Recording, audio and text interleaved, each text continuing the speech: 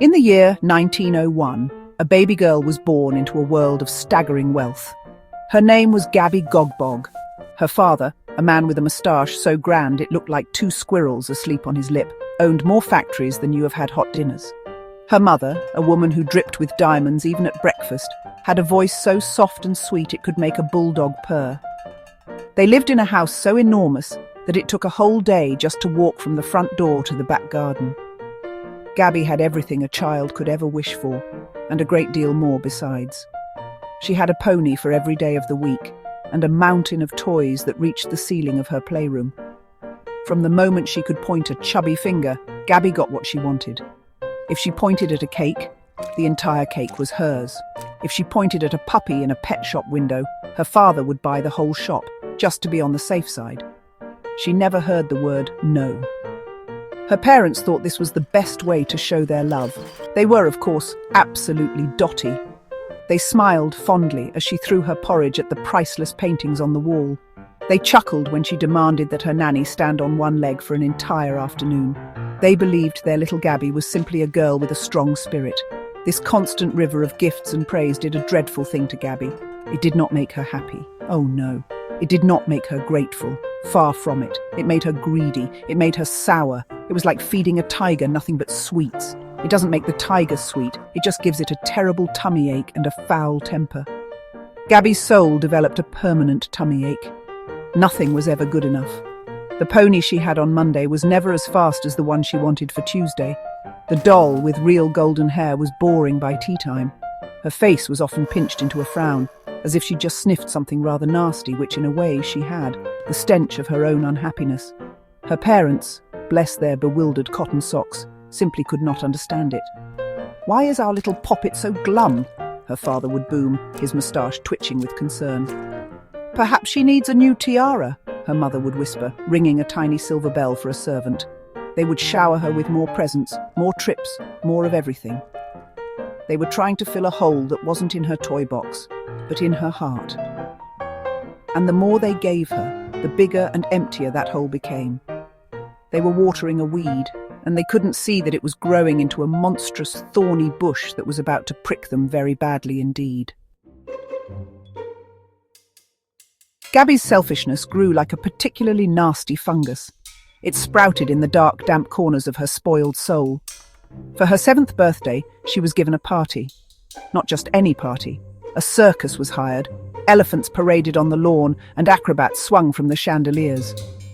But Gabby was not pleased. She complained that the lead elephant's ears were too floppy. She moaned that the clown's nose was not red enough. She demanded all the candy floss for herself, and when another child dared to take a piece of birthday cake before she had, Gabby snatched the plate and hurled it at a stained glass window. The sound of smashing glass was the only thing that made her smile all day. Her greed knew no limits. It was a bottomless pit. She would visit the kitchens and demand the cook make her a 7-course meal, only to take one tiny bite of each dish and declare it disgusting. She had a wardrobe filled with hundreds of dresses, yet she would cry and scream that she had nothing to wear. One Christmas, her father gave her a solid gold rocking horse with real rubies for eyes. Gabby took one look at it and said, "I wanted a real horse made of gold." She wasn't joking. She truly believed she deserved a living, breathing horse made of solid gold. Her whims were not just childish fancies. They were commands, and she expected the world to obey. This behavior made her a very lonely little girl. Other children were sometimes invited to the Gobog mansion to play, but they never came back for a second visit. Who would want to play with a girl who changed the rules of every game to ensure she always won? Who would want to share toys with a girl who would shriek mine and snatch everything for herself? Gabby didn't seem to mind. She preferred the company of things to people. Things didn't argue. Things didn't have their own ideas. You could own a doll, but you couldn't own a friend. And so, Gabby grew up in a magnificent house, surrounded by treasures, but utterly and completely alone. The staff in the house tiptoed around her. They lived in fear of her tantrums. The butler, a kind old man named Jeeves, once accidentally brought her orange juice with pulp in it. Gabby screamed that he was trying to poison her. She demanded he be sent away. Her parents, instead of telling her not to be so ridiculous, simply gave the poor man a bag of money and sent him packing. They were terrified of upsetting their daughter. They mistook her monstrous temper for a delicate sensitivity. They were her creators, the architects of this nasty piece of work, and they were her first and most loyal subjects. Gap 3S Gabby, ever the spoiled heiress, gazed out her window and scowled at the nearby village. "Father, that village is ugly and blocking my view. I demand you have it demolished at once," she declared. Her father, unable to refuse her whims, ordered the village flattened and the population relocated, all to satisfy Gabby's fleeting desire for an unobstructed vista. The villagers, bewildered and heartbroken, packed their few belongings and watched as their homes were reduced to rubble.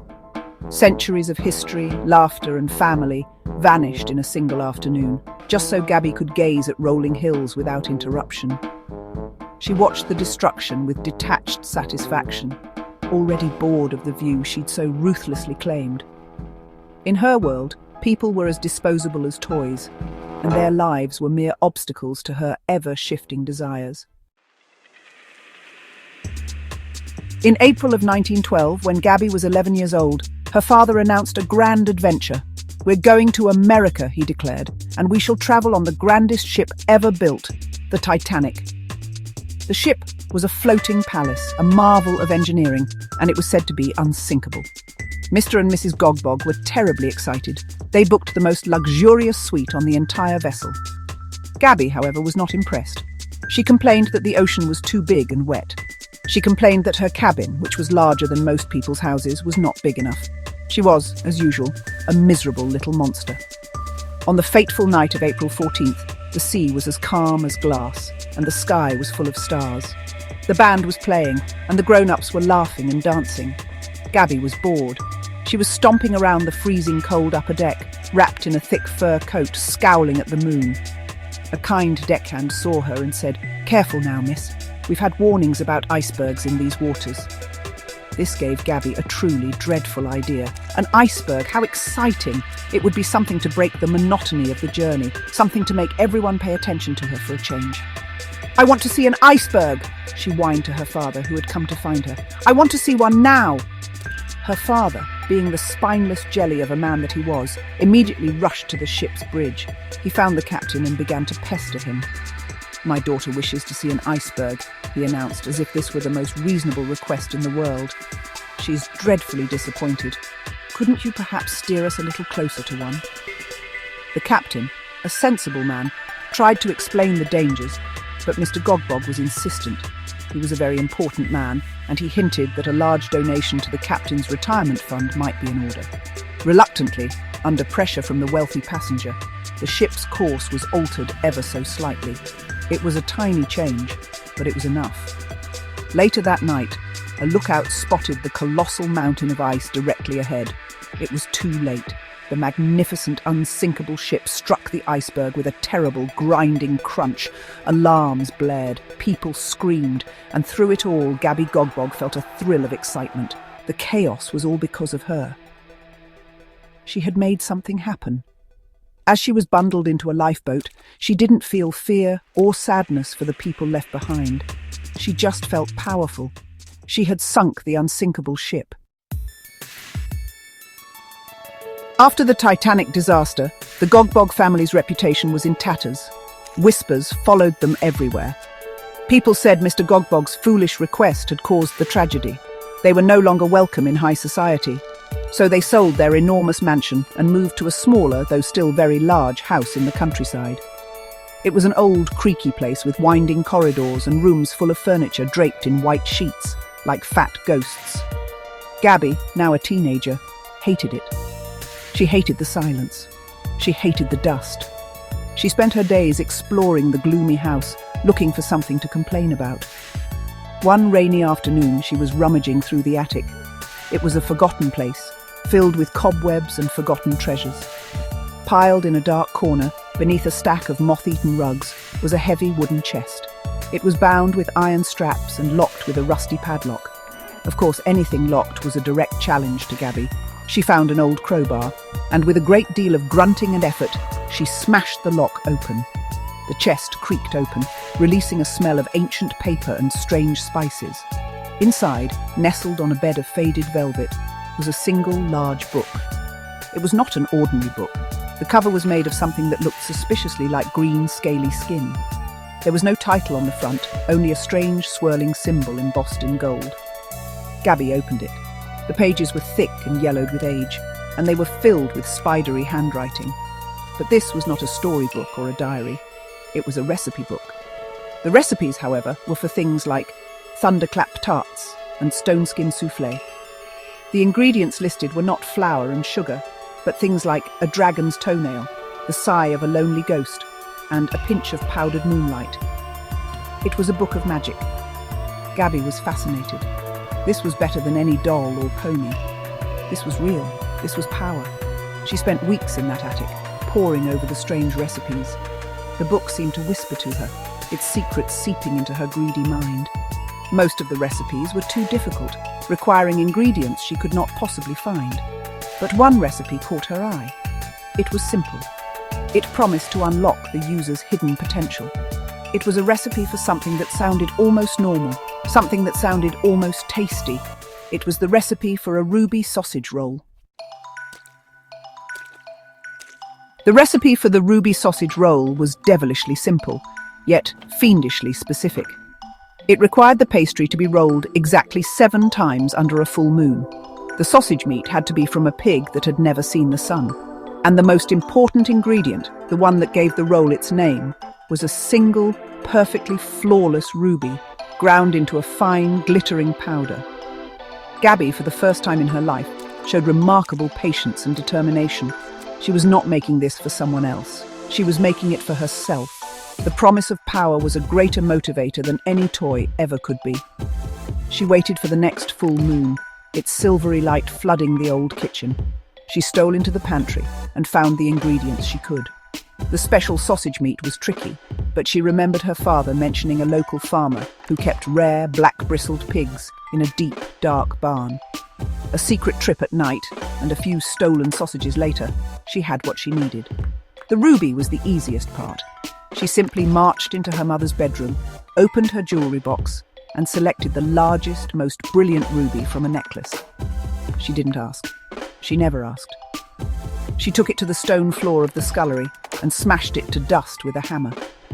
With trembling hands, she followed the recipe to the letter. She mixed the ruby dust into the meat, wrapped it in the moonlit pastry, and baked it in the old wood-fired oven. As it cooked, a strange, sweet smell filled the air, a smell of cinnamon and ozone, of roasted pork and crackling power. When she pulled it from the oven, the sausage roll glowed with a faint pinkish light. It looked utterly delicious, the most tempting thing she had ever seen. Her heart hammered in her chest. This was it. This was the moment that would change everything. She took a bite. The pastry was crisp and flaky, the sausage meat was rich and savoury, but there was something else. A jolt, like a tiny bolt of lightning, shot through her body. It started in her teeth and fizzed all the way down to her toes. The world suddenly seemed sharper, brighter. She could hear the frantic heartbeat of a mouse hiding under the floorboards. She could see the dust motes dancing in the moonlight as if they were tiny, individual stars.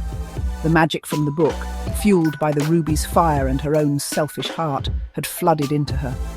Gabby Gobog was no longer just a spoiled, nasty girl. She was a witch. The newfound power coursing through Gabby's veins was intoxicating. It was a heady cocktail of pure energy and absolute control. Her parents, who had come downstairs to investigate the strange smell from the kitchen, found her standing there, a faint, magical aura shimmering around her. "Gabby, darling, what are you doing up so late?" her mother asked, her voice laced with its usual gentle concern. "And what is that you're eating?" her father added, his moustache twitching nervously. They looked at her not with fear, but with mild confusion, as if she were a household pet that had learned a clever new trick. Gabby looked back at them, and for the first time, she did not see them as providers of toys and treats. She saw them as annoyances, their constant fussing, their weak-willed indulgence, their endless questions. They were obstacles. They were boring. She remembered a recipe she had skimmed past in the magical book, the stone-skin soufflé. It was designed to grant the eater skin as hard as granite. She hadn't made the souffle, but the book had explained the principles. With a flash of inspiration, she wondered what would happen if she turned that magic outwards. She pointed a finger at her parents. She didn't say a magic word. She didn't need to. She just thought it, with all the focused selfishness she possessed. She thought of stone. Hard, cold, silent stone. A greyish colour began to creep up from her parents' shoes. It spread up their legs, their bodies, their horrified faces. Her mother's soft, sweet voice was cut off mid-sentence. Her father's grand moustache froze in a state of perpetual surprise. In less than a minute, Mr. and Mrs. Gobog were no longer people. They were two life-sized, exquisitely detailed stone statues, standing in the middle of their own kitchen. Gabby looked at her handiwork and felt a surge of satisfaction. Silence. Peace. No more questions. No more fussing. The statues were perfect. They couldn't tell her what to do. They couldn't disappoint her or try to hug her. The next day, she hired 2 burly men and a lorry. She told them the statues were unwanted garden ornaments left by the previous owners. She sold her stone parents to a local antiques dealer for a handful of pocket change. The dealer thought they were remarkably lifelike. Gabby used the money to buy sweets. She didn't feel a flicker of guilt. She just felt free. With her parents out of the way and a book of powerful magic at her fingertips, Earth quickly became too small for Gabby Gogbog's ambitions. Why rule a town when you could rule a planet? Why rule a planet when you could rule a galaxy? The magic recipe book contained more than just spells for turning people to stone. It had recipes for travel, for building, for conquering. She baked a star-hopper strudel, which allowed her to create a glittering, ramshackle spaceship out of the old garden shed and a tractor engine. With a cackle of glee, she blasted off from the quiet English countryside, leaving her old life behind. Out in the vast, star-dusted blackness of space, Gabby found her true calling. She became a supervillain, not a very sophisticated one at first. She was more of a cosmic pest. She would zoom around asteroid belts, stealing rare minerals from hard-working alien miners. She used a giggle gas gatto to disrupt important diplomatic meetings on distant planets, causing entire nebulae to descend into chaos. She became known as Gabby Gogbog, the Space Witch. Her reputation was that of a petty, unpredictable, and surprisingly powerful menace. She was the spoiled child let loose in the universe's biggest sweet shop. Her power grew. She learned to conjure armies of gingerbread men with razor-sharp candy cane swords. She perfected a black hole brownie that could swallow entire enemy fleets. She conquered a small purple planet populated by peaceful, fluffy creatures and forced them to build her a giant palace made entirely of black licorice. She sat on a throne of spun sugar and issued decrees. Every Tuesday was to be Gabby Gogbog Appreciation Day. Anyone who didn't cheer loudly enough would be turned into a garden gnome.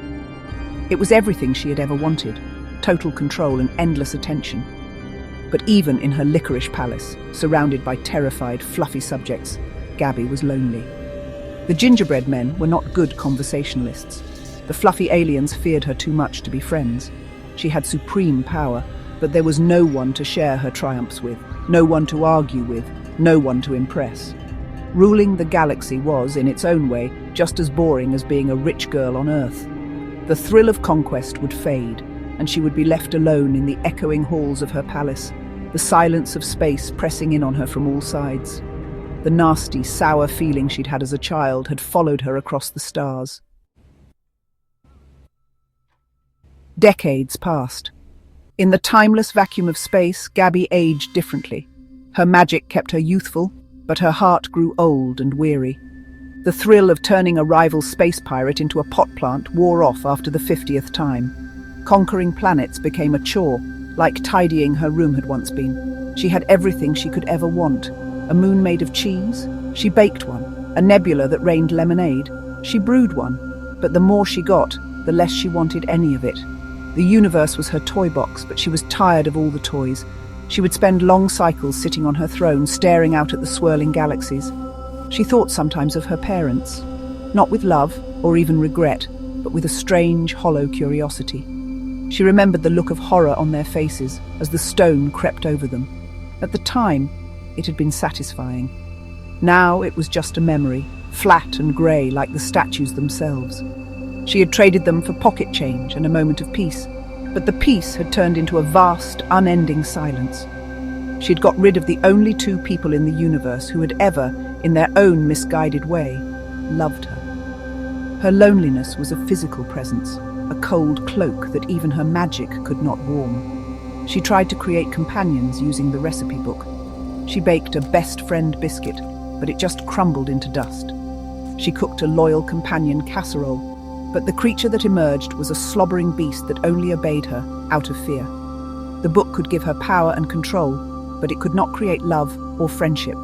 Those were ingredients you couldn't find in a pantry or steal from a star. They were things you had to earn, and Gabby had never learned how. One day, while flicking through the tattered pages of her magic book, she found a recipe she had never noticed before. It was tucked away at the very back, a simple spell scribbled in the margins. It was for a homeward heart tart. The ingredients were simple: a tear of regret, a memory of childhood, and a single burning desire to go back. For the first time in a very long time, Gabby felt something other than boredom or anger. It was a flicker of longing, a longing for the green fields and rainy skies of the home she had so eagerly abandoned. She gathered the ingredients. The memory of childhood was easy. She thought of the green lawns of her first home before the Titanic, before the magic. The tear of regret was harder. She had to think long and hard, past the anger and the selfishness, to the tiny, shriveled core of the little girl she had once been. She thought of the antiques dealer handing her a few coins for the two stone statues, and a single hot tear fell onto the pastry. She baked the tart, and as she ate it, her ramshackle spaceship shuddered and turned, setting a course for a small blue-green planet in a forgotten corner of the galaxy. She arrived back on Earth in the year 2025. The world was unrecognizable. Gleaming metal towers pierced the clouds. Cars moved without drivers, and people stared into little glowing rectangles in their hands. Her old family home was gone, replaced by a shopping centre. She was an antique, a relic from a forgotten time. Her magic, so powerful in the far reaches of space, felt strange and out of place here. Turning a traffic warden into a frog didn't bring her the same joy when nobody even noticed. She was more alone now than she had ever been in her licorice palace. Gabby Gobog, the girl who had everything, the witch who conquered worlds, was now just a strange old woman in a world that had moved on without her. Her story is a sad one. It is the story of a hole in a person's heart that could never be filled, not with toys, not with power, and not with all the stars in the sky. She had all the magic in the universe, but she had never learned the simplest and most important spell of all: how to love someone and how to let them love you back. And so, she was destined to wander this new, bewildering world, a ghost from another era, forever trapped by the greed she could never escape.